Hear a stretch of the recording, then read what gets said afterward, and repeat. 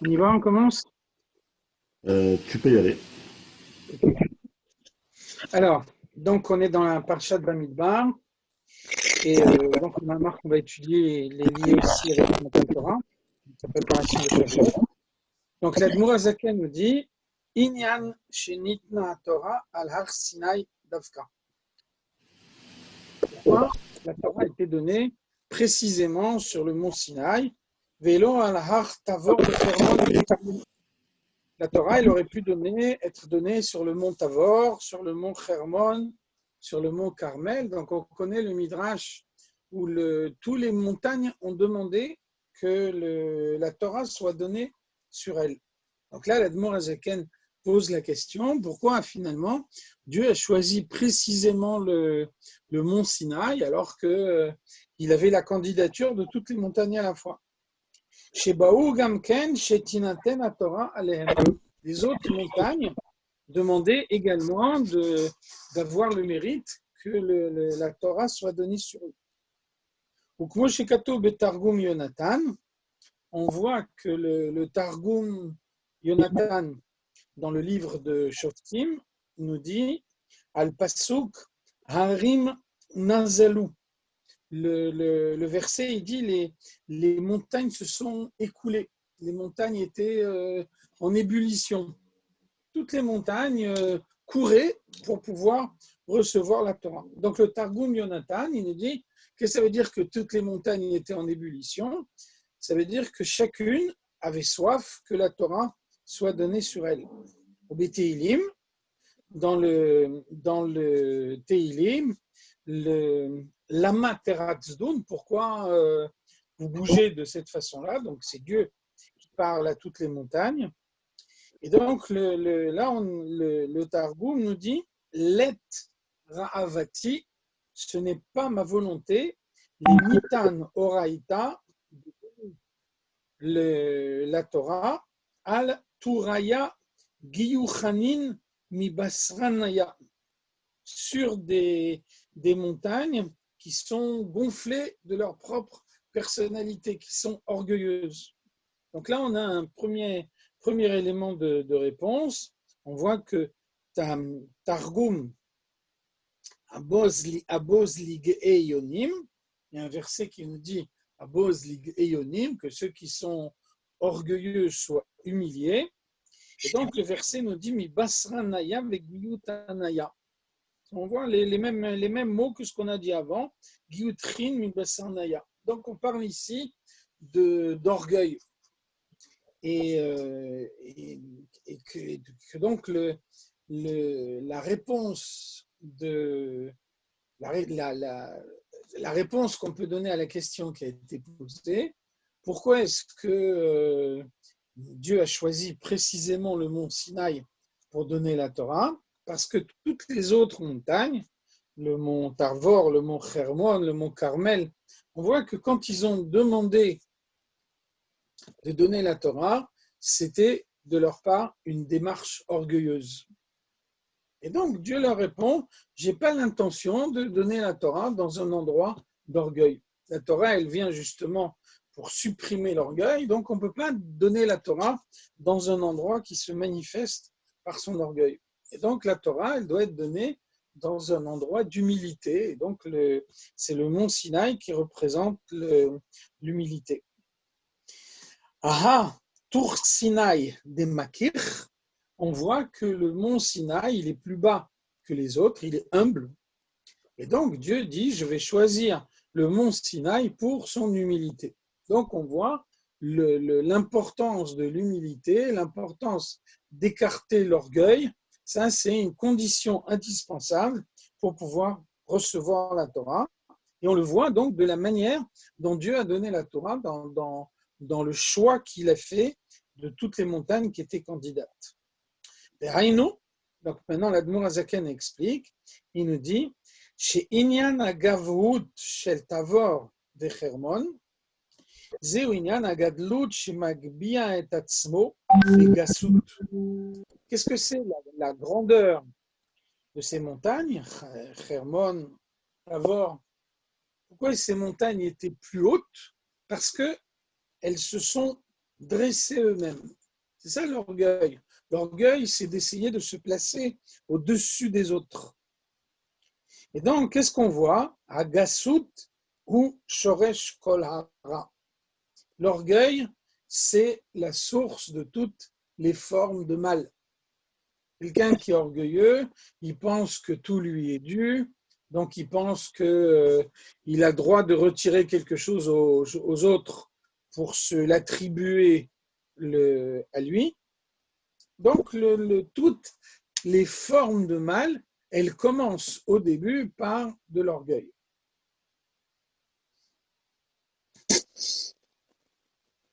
Kenoda minyan shvirat hakelim, c'est ce qu'on peut également déduire de l'épisode de Shvirat Hakelim.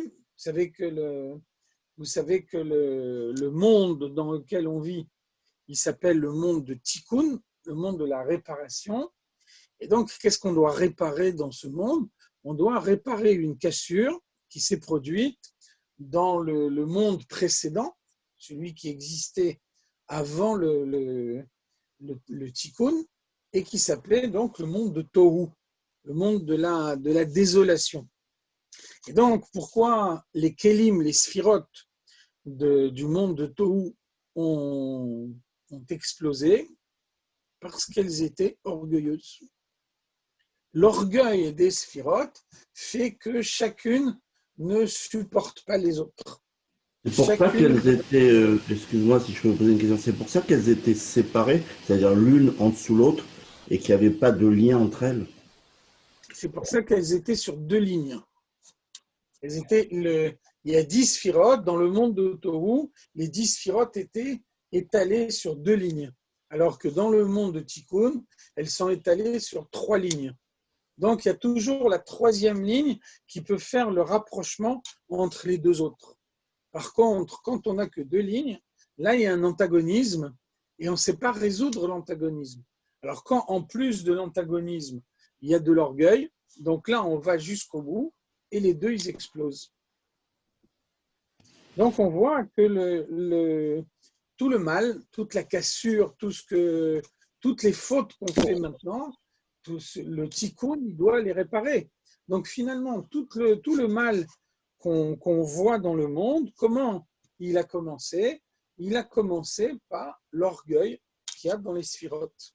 Et donc, ça veut dire que le tikkun, pour nous, la réparation, c'est avant tout supprimer l'orgueil de sa personnalité. Donc, ça suppose qu'on ait en nous une soumission. Et cette soumission, elle est indispensable pour pouvoir recevoir la Torah, pour pouvoir accomplir la Torah dans le monde, pour transformer les objets matériels du monde de la manière dont la Torah nous le décrit. C'est pour ça que le verset nous dit « Velo techalelu » vous ne transgresserez pas. Le verset dit « Velo techalelu et shem kochi ».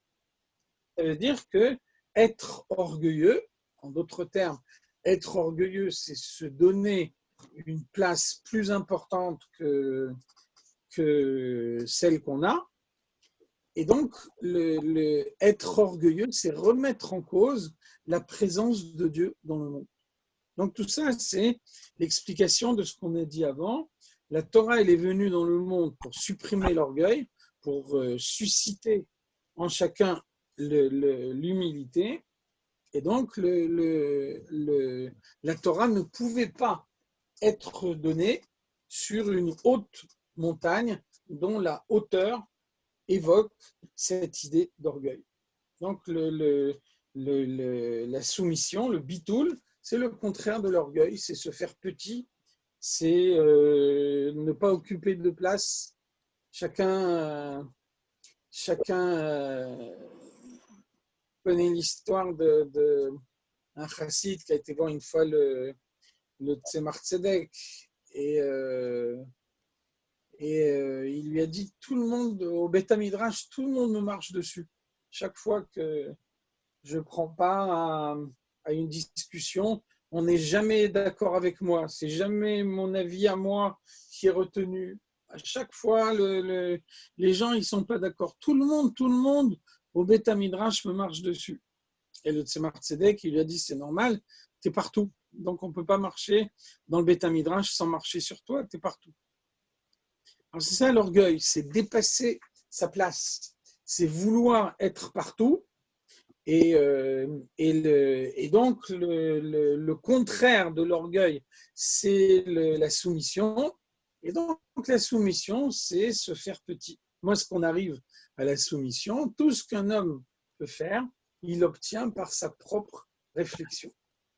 C'est la compréhension de la Torah, la compréhension de la volonté de Dieu, qui permet à chacun d'avoir sa place, de comprendre que quand on fait quelque chose, on le fait uniquement parce que Dieu nous donne les forces de le faire.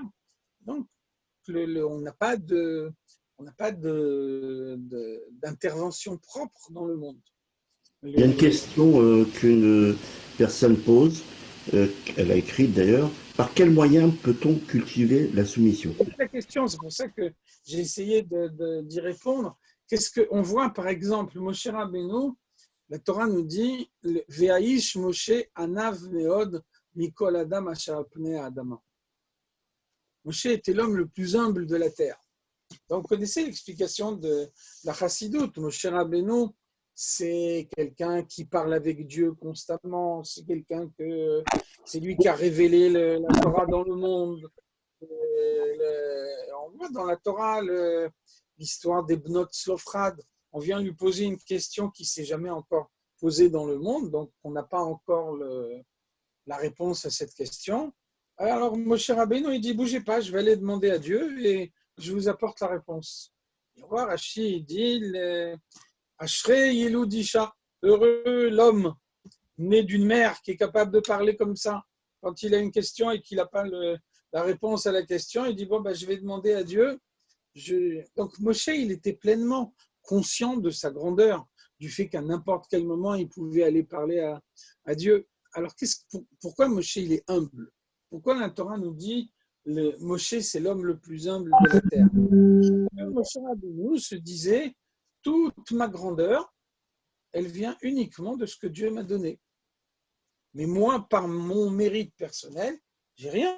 Tout ce que j'ai pu accomplir dans ma vie, je l'ai accompli par les forces que Dieu m'a accordées. Maintenant, n'importe quel autre homme à ma place qui aurait eu les mêmes forces que moi, qui aurait obtenu le dévoilement de Dieu que moi j'ai obtenu, qui aurait reçu toutes les forces que Dieu m'a accordées à moi, il aurait été plus humble que moi. Donc, vous voyez que l'humilité n'est pas incompatible avec la conscience de ses qualités.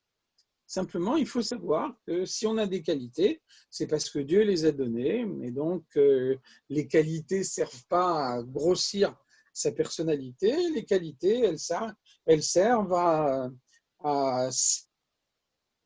servir Dieu de la meilleure façon possible.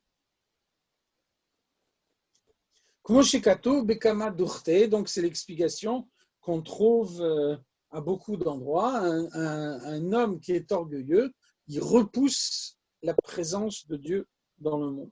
Doché raglé ashrina. Il repousse la révélation de Dieu qu'on peut obtenir dans le monde. Inversement, celui qui est humble, il permet pleinement le dévoilement de Dieu dans le monde. Selon les termes de la Gemara, la Gemara nous dit Keli rekan marzik, keli male eno marzik. Un verre vide, on peut le remplir. Un verre plein, on ne peut pas le remplir. Quelqu'un qui se vide de lui-même, qui est humble, il peut se remplir de la présence de Dieu. Quelqu'un qui est déjà plein de lui-même, alors il n'y a plus de place pour Dieu dans sa personnalité. Il y a déjà un autre mama, Brit Hashem Elokecha. La Torah nous demande de ne pas oublier le sel dans tous les sacrifices qui sont offerts. Alors pourquoi précisément le sel dans chaque sacrifice? C'est parce qu'on a le sel confère. Le sel, le sel, jamais. Ça va, les bruits là, c'est normal? Voilà. Donc, ça veut Il y dire a un que bruit de connexion, je sais pas. Là, ça va, on n'entend plus. ça va mieux, là. Donc, ça veut dire que la modestie, c'est un élément de constance dans la personnalité. Alors qu'au contraire, l'orgueil, ça remet en cause la constance. Quelqu'un qui est orgueilleux, il n'est jamais satisfait. Il en veut toujours plus. On ne lui a jamais suffisamment donné sa place. Il a besoin de plus. Mais Zim, quelqu'un qui est pas constant, il est obligatoirement orgueilleux? non. Mais par contre, quelqu'un qui est humble, il est nécessairement constant. D'accord. Ça veut dire que le manque de constance, ça peut être une difficulté à trouver sa place. Donc, une des raisons de la difficulté de trouver sa place, c'est l'orgueil, parce qu'on n'est jamais satisfait, on en veut toujours plus, mais il peut y avoir également d'autres raisons. Donc, la Gemara nous dit Im masimatz adam atzmo kemidbar, si quelqu'un se considère comme un désert, qu'est-ce qu'un désert? Un désert, c'est un endroit chez Lo Yeshev Adam Sham, un endroit qui n'est pas habitable par les hommes, un endroit dans lequel il n'y a pas de construction, il n'y a pas de culture. C'est un endroit où il n'y a que du sable. Et donc, chez Akol Dashinbo, tout le monde marche dessus. Il n'y a pas de maison, il n'y a rien. Donc, il n'y a pas un endroit où on peut éviter de marcher. Donc, finalement, quand on traverse le désert, on peut marcher partout.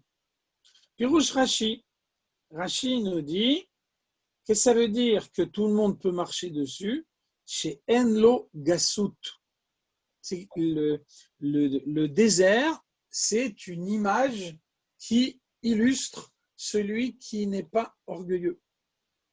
Celui qui n'est pas orgueilleux, il ne cherche pas à avoir toujours la première place, il ne cherche pas à toujours se mettre en avant, il ne cherche pas à occuper le plus de place possible. Au contraire, des fois, tout le monde lui marche dessus. Donc, la Gemara nous dit, si un homme arrive à réaliser en lui cette image du désert, alors, Torah nitnalo bematana. La Torah lui est donnée en cadeau.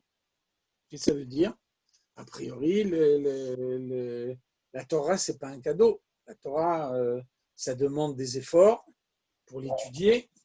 Et donc, c'est les efforts de l'étude qui permettent d'avoir la connaissance. Et puis, si quelqu'un ne fait pas d'efforts pour étudier, alors on ne lui donne pas la Torah en cadeau. Donc, ça veut dire que c'est sûr que ça ne le dispense pas des efforts de l'étude. Mais grâce aux efforts de l'étude, par le fait qu'il est humble, il peut arriver à comprendre beaucoup plus.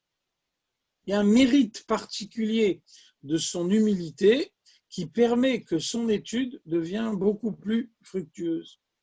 Par exemple, on voit que l'Admor Hazaken nous dit par ailleurs, si quelqu'un vient en aide à un autre juif, à ce moment-là, Naase libo ou mucho zakin elef peamim kacha. Grâce au fait qu'il est venu en aide à un autre juif, alors son cœur et son cerveau vont être 1000 fois plus raffinés. Donc on voit le rabbi dans une sikha explique cette expression d'Admor Hazaken. Et il nous dit des fois, on dit 1000, ça veut dire beaucoup. Beaucoup. Il s'est beaucoup raffiné. Alors le rabbi nous dit, c'est pas du tout comme ça qu'il faut lire l'Admor Hazaken. Il faut lire au sens littéral. On vient en aide à un autre juif, à ce moment-là, on a un cerveau 1000 fois plus raffiné. Ça veut dire que la page de Gemara que normalement on aurait eu besoin 1000 heures pour pouvoir la comprendre, on va la comprendre en 1 heure. Et donc, ça veut dire que moi, j'ai l'impression que en consacrant du temps à un autre juif, je perds du temps pour moi-même. Peut-être que si au lieu de m'occuper des autres, je m'occupais de moi-même et moi j'étudiais plus la Torah, alors grâce à ça, je vais arriver à avoir des connaissances plus profondes. Donc l'Admor HaZaken nous dit c'est le contraire. Par le fait que on s'occupe d'un autre juif, grâce à ça, on va arriver à faire en 1 heure ce qu'on aurait fait normalement en 1000 heures.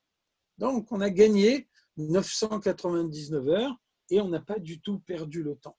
Alors, c'est ça le cadeau de la Torah. Le cadeau de la Torah, ça veut dire que chacun met ses efforts dans l'étude. Les efforts, ils dépendent des capacités de chacun. Certains peuvent s'approfondir un peu plus, d'autres un peu moins. En tout cas, chacun introduit tous les efforts qu'il peut dans toute la mesure du possible. Et puis après, Dieu donne un cadeau qui permet que l'effort qui a été investi donne un résultat beaucoup plus important que ce qu'il aurait dû apporter normalement. Alors donc, la Gemara vient nous dire ici, à qui on donne ce cadeau? À celui qui est totalement humble. C'est l'humilité qui fait que la Torah se développe en lui, qu'elle arrive en lui à un niveau beaucoup plus profond. Ukema Amar, et c'est pour ça que c'est écrit Venafshi ke'afar lakol tiye. Que mon âme soit comme de la terre pour tous. Ça veut dire que je sois réellement humble et que je ne marque pas mon orgueil devant les autres. Ve'azai dafka, et c'est uniquement lorsque je suis humble, le verset, donc la première partie du verset, Venafshi ke'afar lakol tiye, quelle est la deuxième partie du verset? Petach libi betoratecha. Ouvre mon cœur par ta Torah. Quand est-ce que mon cœur peut s'ouvrir à la Torah? Quand est-ce que, au moment où j'étudie la Torah, mon étude est réellement fructueuse et je comprends réellement ce que j'étudie, au moment où j'étudie avec humilité. Inversement, lorsque l'étude est une étude orgueilleuse, alors on se refuse à soi-même la possibilité de comprendre ce qu'on étudie. On trouve une belle explication du Rabbi là-dessus. On voit dans la Gemara Sanhedrin, la Gemara Sanhedrin nous dit, juste avant la venue du Mashiach, tout le monde va mourir. Et donc la Gemara nous dit, pourquoi on est obligé de dire ça? Des imlav.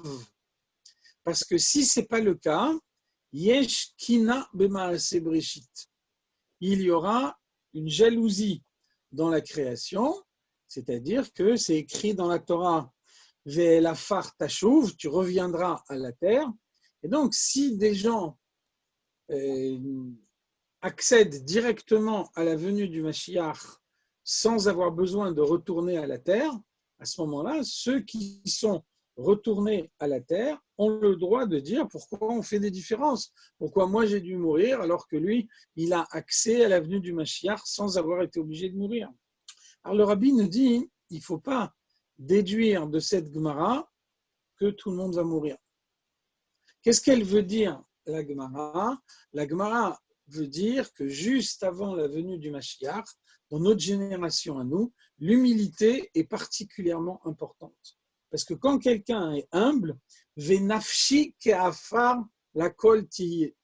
Mon âme est comme la poussière, comme la terre pour tout le monde. Donc, lorsque Venafshi ke'afar lakol tiye, avec ça, on accomplit Ve'elafar tashuv. Tu reviendras à la terre. Donc, revenir à la terre, ce n'est pas Chas Shalom y revenir par la mort, mais c'est y revenir de son vivant. Et donc, de son vivant, la modestie, c'est le moyen d'accueillir le Mashiach et aussi de recevoir la Torah, c'est-à-dire de faire en sorte que l'étude soit beaucoup plus fructueuse. Velachen, et donc ça c'est l'explication de la question qu'on a posée au début. Velachen nitna ala har Sinai, vemakich. Et donc, c'est pour ça que la Torah a été donnée précisément sur le mont Sinaï, qui est une montagne plus basse que les autres, chez Inyan Ashiflut. Donc, le mont Sinaï représente l'humilité, chez Eno Magbiya et Tatsmo, et le mont Sinaï ne cherche pas à se dresser lui-même au-dessus des autres.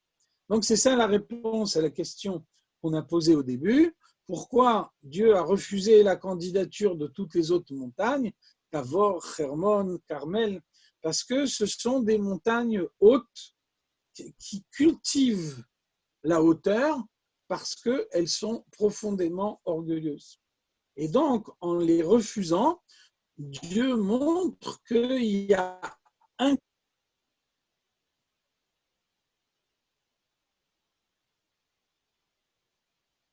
le mont Sinaï, il est plus bas que les autres.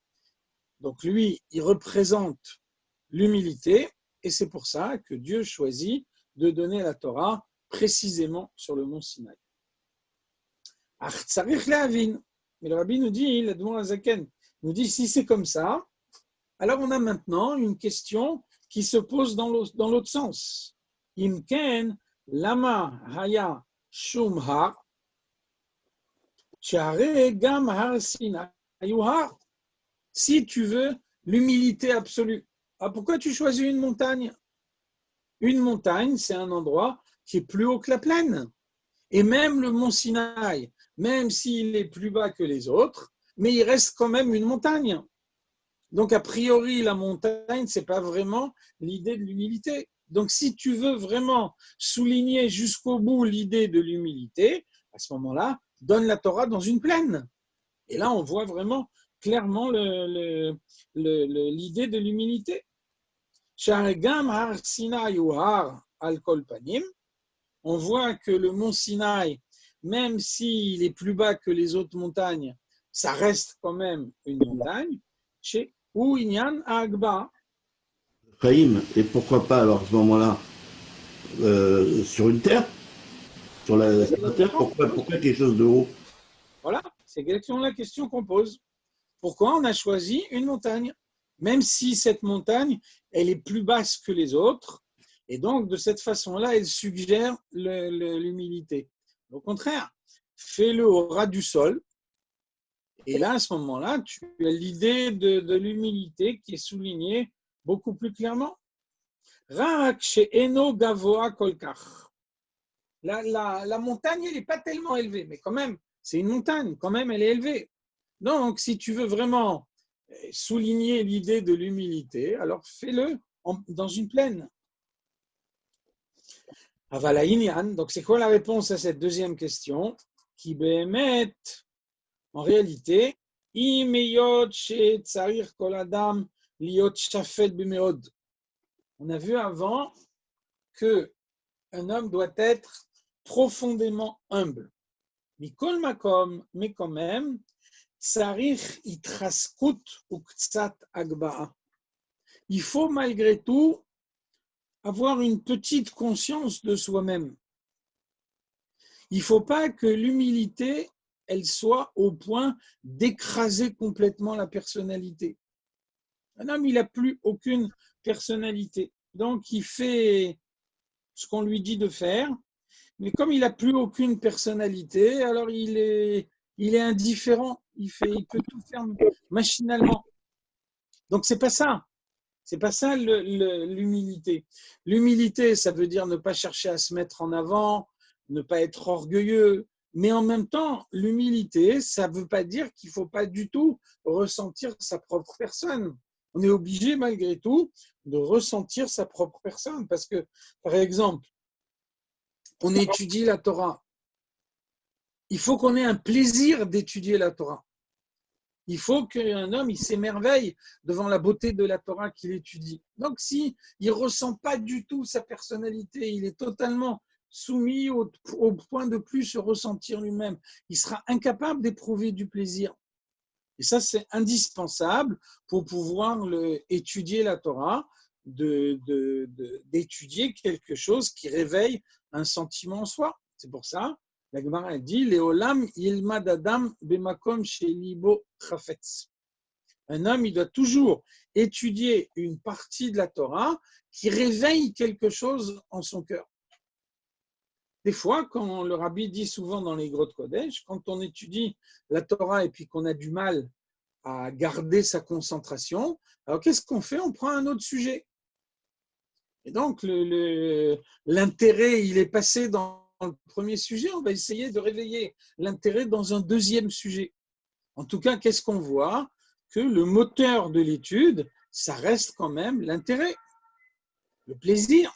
Et on demande à chacun de s'intéresser à la Torah qu'il étudie, d'éprouver du plaisir de l'étude. Donc, si quelqu'un, il écrase complètement sa personnalité, il est humble au point de ne plus exister du tout, il n'aura pas de plaisir. Donc, il faut malgré tout ressentir un petit peu sa personnalité. Alors, c'est pour ça que la Torah, elle n'a pas été donnée dans une plaine, mais elle a été donnée sur une montagne. La montagne, ça veut dire, essaye malgré tout de ressentir un peu ta personnalité de façon à ce que ça te fasse plaisir d'étudier, ça te fasse plaisir de faire les mitzvot, mais en même temps, bien qu'on choisit une montagne, on choisit une montagne plus basse que les autres pour dire attention, on vient de te dire que tu dois ressentir dans ta personnalité. Ça ne veut pas dire que tu dois la ressentir au point d'être orgueilleux. Il faut que tu écartes complètement l'orgueil de ta personne. Donc, une montagne plus basse que les autres, elle exprime bien les deux idées à la fois.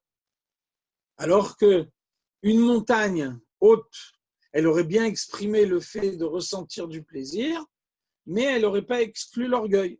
Inversement, la plaine, elle exprime bien l'idée de l'humilité, mais elle n'exprime pas l'idée qu'il faut ressentir du plaisir. Alors c'est pour ça que le mont Sinaï il a été choisi.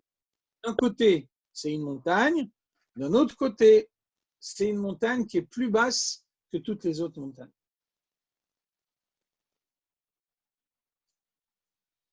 Donc, ça veut dire Tsarich itraskut.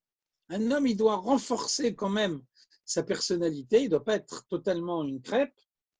Ou ktsat agba'a. Il faut qu'il arrive quand même, malgré tout, à se dresser un petit peu. Pas au point que ça lui donne de l'orgueil, mais il doit quand même ressentir sa propre personne. Comme on a dit avant, un homme, il doit étudier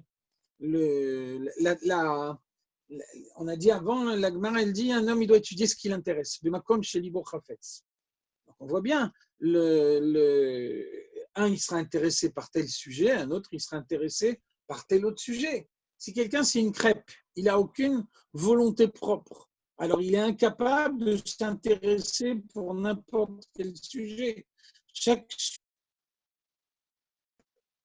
par kabbalatol, par soumission, mais ça ne l'intéressera pas. Donc, ce n'est pas ça qu'on lui demande. On lui demande d'éprouver de l'intérêt, du plaisir pour les idées de la Torah qu'il est en train d'étudier. Comme Shekatou, pour ça, il y a un verset qui nous dit Vaïgba libo bedarke Hashem. Un homme, il doit élever son cœur dans les voies de Dieu. Élever son cœur, ça veut bien dire ressentir sa personnalité, ressentir du plaisir, être heureux d'avoir le mérite d'accomplir une mitzvah, d'accomplir la volonté de Dieu. Si un homme est absolument incapable de ressentir sa propre personnalité, lo yarev libo la geshet et la avoda, alors il sera incapable de ressentir du plaisir à servir Dieu. Et Omro, il va se dire mi anochi ou ma avodati. Qui suis moi? Je suis rien du tout. Et mon service de Dieu, c'est rien. Alors à quoi ça sert que je serve Dieu? Dieu, il est tellement grand, moi je suis tellement petit. Si je fais la mitzvah ou si je ne la fais pas, ça revient au même pour Dieu. Si j'étudie la Torah, si je n'étudie pas la Torah, ça revient au même pour Dieu. Donc, on voit que l'humilité, elle ne doit pas être poussée au point de ne pas ressentir du tout sa propre personnalité. L'humilité, elle est indispensable pour recevoir la Torah, et en même temps, l'humilité, elle n'empêche pas d'éprouver du plaisir et d'arriver à mettre son plaisir dans l'étude de la Torah. Quand j'ai étudié une belle explication de la Torah, ça doit réveiller un vrai plaisir en moi. Donc ça, c'est nécessaire également pour pouvoir recevoir la Torah.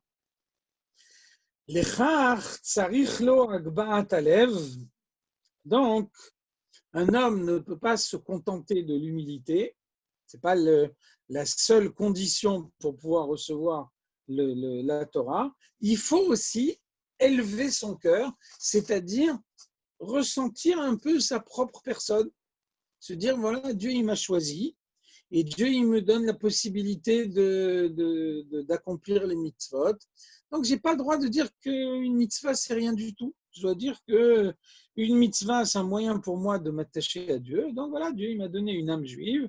Il m'a donné la possibilité de m'attacher à lui. Chaque fois que j'ai la possibilité de le faire, c'est pour moi une joie immense. La Torah, c'est la chokhma de Dieu. Moi, j'ai la possibilité d'étudier la Torah. Ça veut dire que je raisonne avec mon intellect à moi, avec mes capacités intellectuelles à moi. Et en raisonnant avec mon intellect à moi, j'arrive à me rentrer dans la tête des idées qui sont la chokhma de Dieu. C'est un immense plaisir.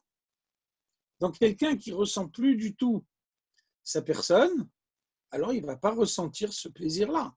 Donc, il faut ressentir également ce plaisir-là, et pour ça, il faut ressentir sa personne.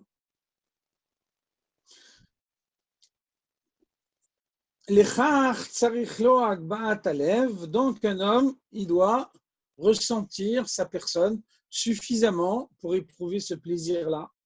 Bitshuka, il faut avoir soif, désir de servir Dieu, d'étudier sa Torah. Il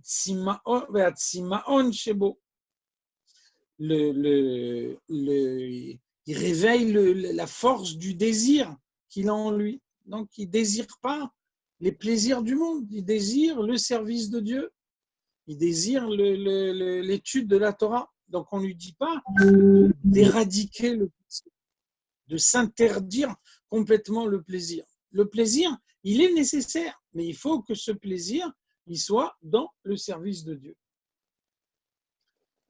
Et là, simplement, pourquoi on a mis en premier l'humilité? Pourquoi on a cité en premier lieu l'humilité? Parce que l'humilité, c'est la qualité première. L'humilité, ça passe avant tout. Quelqu'un qui est orgueilleux, il se bloque complètement dans le service de Dieu et il ne peut pas aller plus loin. Comme on a dit avant, un verre plein, on ne peut pas le remplir. Donc, quelqu'un, il est plein de lui-même, il fera ce qu'il pourra pour introduire la Torah en lui, il n'arrivera pas. Donc, la première étape, c'est d'être humble.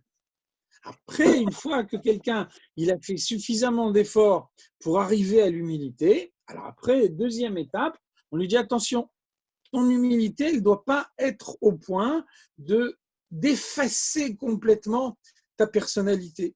Que pour toi, la nuit ou le jour, le oui ou le non, le blanc ou le non,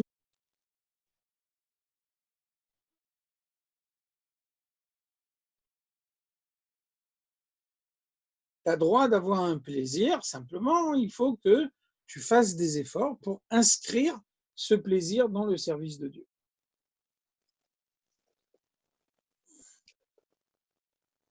Mais Zéouinian, et donc c'est comme ça qu'on peut comprendre le verset Veyasfu anavim bashem simcha. Ceux qui sont humbles multiplient leur joie en Dieu. Donc vous voyez bien dans le verset, ceux qui sont humbles multiplient leur joie en Dieu. On parle d'humilité et puis on parle de joie en Dieu. Qu'est-ce que ça veut dire? Ça veut dire que la première étape, c'est l'humilité. quelqu'un veut recevoir la Torah, la première chose qu'on attend de lui, c'est d'être humble, c'est d'écarter de sa personnalité toute marque d'orgueil. Tant qu'il a en lui de l'orgueil, il a un blocage, il ne peut pas recevoir la Torah. Après, quand il est humble, alors là, le verset lui dit Yosfu Anavim Bashem Simcha, ceux qui sont humbles, alors grâce à leur humilité, eux, ils peuvent réellement se réjouir dans Dieu. Donc, c'est ça les deux étapes nécessaires pour pouvoir recevoir la Torah. Ki asimcha itraskut ve'agbat hanefesh. On voit bien que quelqu'un qui est joyeux, il est fort, il a un esprit fort. C'est pour ça que dans la Chassidoute, on souligne tellement l'importance de la joie. Ivdu et Hashem besimcha. Pourquoi la simcha elle est à la base du service de Dieu? Parce que celui qui est joyeux, il se débloque. Et donc, il sort des limites de sa personnalité. Et à ce moment-là, il peut servir Dieu réellement. Alors que quand il n'est pas joyeux, il est à l'intérieur de son blocage. Et là, tout ce qu'il peut faire, il ne peut pas s'en sortir. C'est pour ça qu'on voit l'explication du Harizal, qui est citée dans le Tanya. On voit qu'il y a un verset dans Bechukotai qu'on a lu il n'y a pas longtemps. On dit le Tachat asherlo avatta. C'est dans Dvarim, pardon. Tachat asherlo avatta et Hashem elokecha besimcha ou betuv levav, merov kol ve'avadta et oivecha. Parce que tu n'as pas servi Dieu avec joie et enthousiasme quand tu avais en abondance, l'abondance de tout, à cause de ça, tu partiras en exil et tu serviras tes ennemis. Alors Rashi dit Merov kol kesheaya lecha kol tov. Quand tu disposais de tous les biens, à l'époque du Beth Amikdash, les Juifs ils vivaient dans l'opulence, donc on aurait dû utiliser cette opulence pour servir Dieu. Parce que tu ne l'as pas fait, alors à cause de ça, tu vas partir en exil et tu serviras tes ennemis. Le Harizal, il dit Tachat asher lo avata et Hashem elokecha besimcha. Parce que tu n'as pas fait la mitzvah avec joie. Tu as fait la mitzvah de façon parfaite, irréprochable, mais sans joie.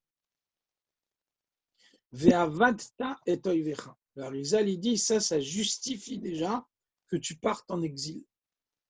L'exil, il est justifié d'ores et déjà par le fait de ne pas avoir eu de simcha au moment où tu accomplis la mitzvah, au lieu de te dire Dieu il m'a choisi, il m'a donné la possibilité de m'attacher à lui par cette mitzvah. Au lieu de ça, tu fais machinalement, tu ne réfléchis pas. Donc, le Harizal, il nous dit ça justifie d'ores et déjà le départ en exil. Alors après, l'Admor HaZaken, il nous rajoute ici une idée supplémentaire. L'Admor HaZaken, il nous dit, qui c'est qui peut être réellement joyeux? Celui qui est humble. Parce que quelqu'un, il est orgueilleux, alors peut-être que la joie, elle va le conduire à un débordement qui n'est pas souhaitable. Quelqu'un qui est réellement humble, quand lui, il va être joyeux, sa joie, ça va être réellement une joie du service de Dieu. Et là, chez Simcha ve'agba azu, nimshach mina anava. Donc, c'est ça la conclusion. Quand est-ce que la deuxième étape, elle vient compléter la première? La première, c'est l'humilité. La deuxième étape, c'est la forte conscience de soi-même, la joie. Quand est-ce que celui qui est joyeux, il sait que sa joie, elle peut avoir que des conséquences positives, quand sa joie, c'est la conséquence de son humilité. Inversement, quelqu'un est joyeux parce que il est orgueilleux, et donc voilà, il a réussi à obtenir ce qu'il voulait, donc il est joyeux parce qu'il est arrivé à ses fins. Alors ça, c'est une joie destructrice. Ve'ashiflut dafka, donc c'est l'humilité de l'homme qui le conduit à la joie. Moshe Katou besefer shel beinonim sauf perek lamed daled, comme l'explique le Tanya au chapitre 34. Chez Mitzad Agouf, Benefesh Abamit, ou Nivze Be'enav Me'od. Qu'est-ce que c'est l'humilité? L'humilité, c'est avoir très peu de considération pour son corps physique et pour son âme animale. Je sais que l'essentiel de ma personnalité, c'est l'âme divine, donc c'est elle qui m'intéresse vraiment. Et donc, je cherche le bien de mon âme divine. Je cherche tout ce qui va renforcer mon âme divine. Et vous voyez que ça colle très bien avec la période qu'on vit actuellement, puisque vous voyez bien que quand on dit qu'il faut faire attention à sa santé, et il ne faut pas se mettre dans une situation où on pourrait être contaminé, etc. Tout de suite après, on rajoute Venishmartem me'od lenafshotechem. Pourquoi je fais tellement d'efforts pour conserver la santé? Pas parce que je m'aime beaucoup, parce que c'est la Torah qui me demande. La Torah me dit Venishmartem me'od lenafshotechem, pas seulement Venishmartem me'od. Donc au moment où je fais attention à ma santé, alors j'accomplis une mitzvah de la Torah. Je fais ce que la Torah me demande. C'est pour ça que c'est tellement important. C'est pas parce que j'aime ma petite personne et je peux pas supporter d'être malade, et donc je fais tout pour pas être malade. C'est pas ça ma motivation. C'est pas une motivation personnelle. C'est la volonté d'accomplir ce que Dieu attend de nous. Et donc, Venishmartem me'od lenafshotechem, ça veut dire qu'un homme, il n'est pas, d'après la halakha, un homme, il n'est pas propriétaire de son corps. Pourquoi la Torah interdit le suicide? Parce qu'un homme, il n'est pas propriétaire de son corps, et donc il ne peut pas décider lui-même que maintenant, c'est le moment de sa vie. C'est le moment de la fin de sa vie. Le corps, il appartient à Dieu, et donc il n'y a que Dieu qui peut décider et la fin de la vie d'un homme. Donc, vous voyez bien que la motivation, même dans les choses de ce monde, ça peut être une motivation du service de Dieu. Quand on met en pratique Venishmartem me'od lenafshotechem, c'est comme mettre les tefilines. C'est un acte du service de Dieu. Donc, le Vehiyoto besimcha, donc puisque l'aspect matériel de la vie est très négligeable, quand on dit qu'un homme il est joyeux, alors pourquoi il est joyeux? Mitzad nefesh haelokit. La joie, elle vient de son âme divine. Qu'est-ce que c'est son âme divine? Nitzut selokut amelu bashba leachiotam. Donc on peut regarder là-bas dans le Tanya, ça veut dire que Dieu a mis une partie de lui en moi, et c'est cette partie de lui se trouvant en moi qui me donne la vie. Je vis à chaque instant grâce à la partie de Dieu que je porte en moi. C'est un sujet, une raison de se réjouir énorme.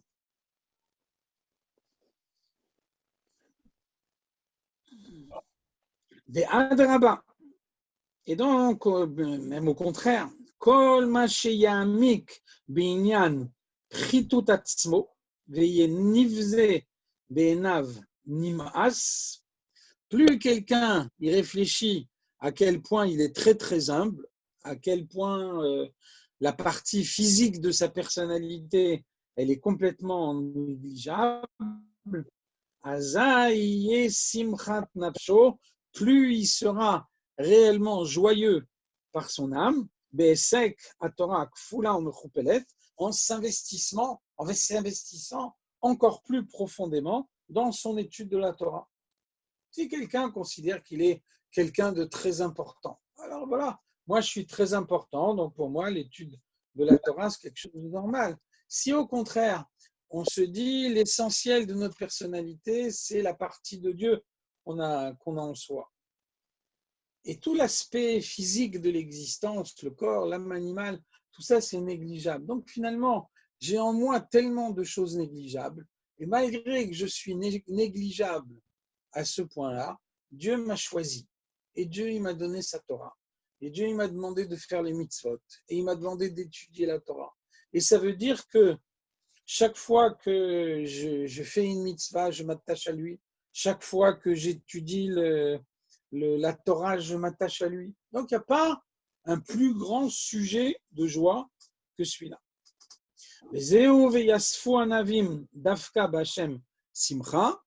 Et donc, c'est comme ça qu'il faut comprendre le verset qu'on a cité avant. Ceux qui sont humbles multiplient leur joie en Dieu. Donc, comme on a dit avant, c'est précisément celui qui est humble qui arrive à se réjouir réellement. Il est humble, donc il se dit, moi je suis pas grand-chose, donc il n'y a rien qui me revient de droit, je ne me considère pas comme un grand officier. Et malgré ça, malgré que je suis quelqu'un de très petit, malgré que je suis tellement limité, eh ben, Dieu il m'a choisi et Dieu il me donne des mitzvot. Les Zouinyan Har Sinai. Et donc, c'est pour ça que Dieu a choisi le mont Sinaï. C'est pour ça que Dieu a donné la Torah précisément sur le mont Sinaï. Chez Yarda, Sina al-Midot Araot. Le mont Sinaï, Sinaï, c'est de la même racine que Sina, la haine. Donc, la Gemara, elle propose plusieurs explications. Une explication, le mont Sinaï, ça veut dire le Yarda Sina Leumot Haolam. Il y a la haine qui est descendue pour les nations du monde. Ça veut dire que depuis Matan Torah, l'antisémitisme, c'est un élément constitutif du monde. Et donc, tous les programmes qui pourront être faits par tous les gouvernements, ça ne pourra jamais retirer l'antisémitisme qui fait partie de la création. Et ici, on nous donne une autre explication. Yarda Sina al-Midot Raot. Depuis Matan Torah, un homme, il est capable de haïr ses défauts. Il est capable de haïr tout le mal qu'il a en lui. Et donc, pourquoi le haïr? Précisément pour lutter contre lui. Et donc, malgré tout le mal qu'il a en lui, Dieu l'a choisi. Et Dieu lui donne la possibilité de le servir. Al-Derech, c'est comme c'est écrit, Leolam yargiz adam yetzer tov al yetzer hara. Un homme, il doit en permanence exciter son yetzer tov contre son yetzer hara. Pourquoi? Le yetzer hara, il n'attaque pas en permanence. Peut-être qu'il y a des fois où il se repose. Alors le yetzer tov, il se tient prêt en permanence. Et le fait qu'il est prêt à lutter en permanence, ça fait qu'au moment où le Yetzer Hara il a envie d'attaquer, ben, il trouve le Yetzer Tov qui est prêt à lutter. Et donc, à ce moment-là, aussitôt, le Yetzer Tov est capable de repousser le Yetzer Hara. On parle beaucoup en ce moment de vaccin. C'est ça le principe du vaccin. On inocule à quelqu'un la maladie de façon pas suffisamment intense pour qu'il soit malade, mais suffisamment pour que le corps fabrique des anticorps. Donc le corps, il a en lui ses anticorps, et puis après, au moment où la maladie se présente, les anticorps qui sont déjà formés, qui sont déjà dans son organisme, ils sont capables de repousser immédiatement la maladie. Donc là, c'est la même chose. Le Yetzer Tov, on fait en sorte qu'il soit en veille permanente. À ce moment-là, quand le Yetzer Hara il attaque, il trouve le Yetzer Tov prêt, et à ce moment-là, il se fait jeter dehors.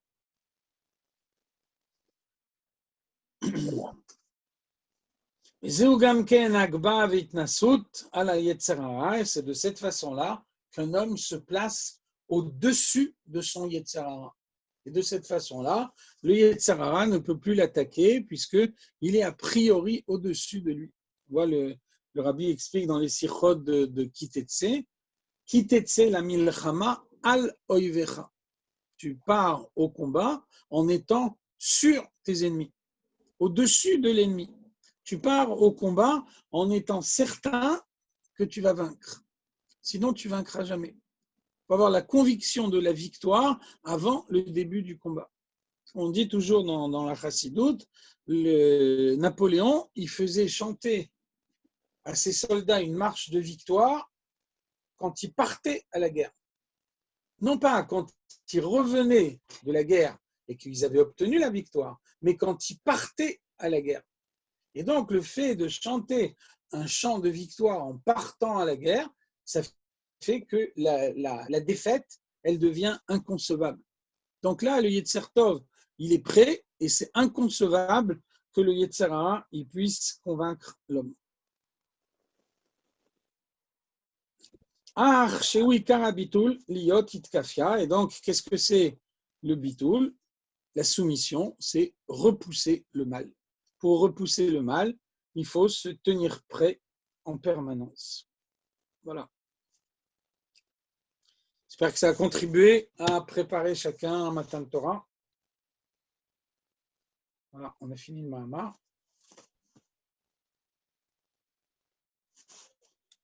Faïm, oui, c'est terminé pour ce soir? Ben, c'est terminé pour ce soir. Toutes les bonnes choses ont une fin. Hein. Merci beaucoup. Super. Et Shabbat À Shalom. la prochaine fois, si Dieu veut des bonnes nouvelles. Merci beaucoup. Merci. Allez, Kol Tov. Kol Tov.